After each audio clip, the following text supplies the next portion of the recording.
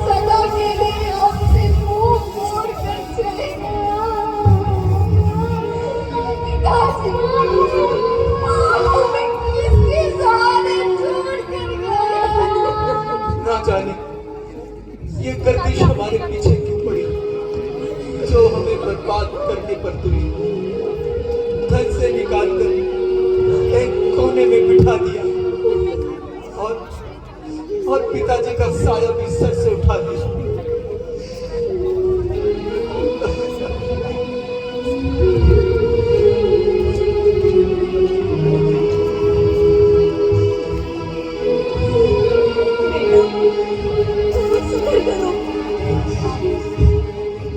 रोने धोने से कुछ नहीं बनेगा। माता, एक दुख हो तो सब्र करो, विपत्तियों का तो जैसे पहाड़ ही टूट पड़ा। बेटा,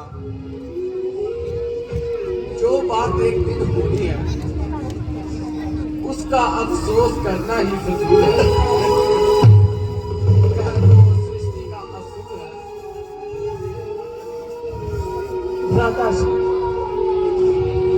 जो कुछ होना था सो हो चुका। अब आप अयोध्या वापस चलिए। मेरे प्यारे भरत, तुम्हारा प्रेम जो मेरे साथ है, उसे मैं बेखूबी जानता हूं। मैं क्या करूं? शास्त्रों की आज्ञा और धर्म की पाबंदी से मजबूर हूं।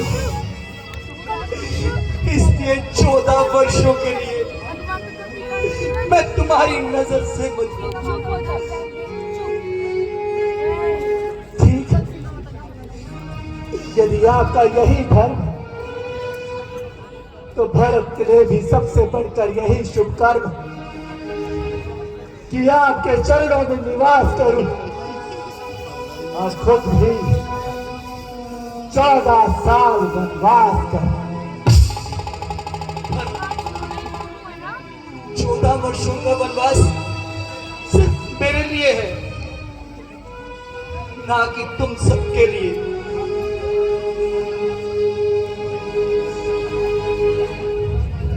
हाँ, अगर कहते हो कि लक्ष्मण क्यों साथ आया है,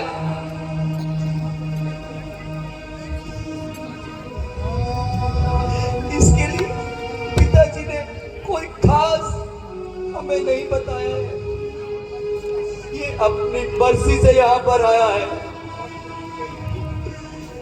बेहतर तो यही है अब तुम वापस अयोध्या को लौट जाओ। इस छोटी सी बात के लिए अपने कुल को दाग ना लगाओ। भ्राताश्री, यदि माता कौशल्या जो हुक्म वह तो इंसाफ होगा। हाँ, मुझे कब इनकार है। जो माँ कहे वो मेरी सर आंखों पर होगा। माता, आप हमारा इंसाफ कर दे और इस मामले को साफ कर दे। मेरे बच्चों, मेरी खुशी इसी में है। आप दोनों अपने अपने धर्मों का पालन करो।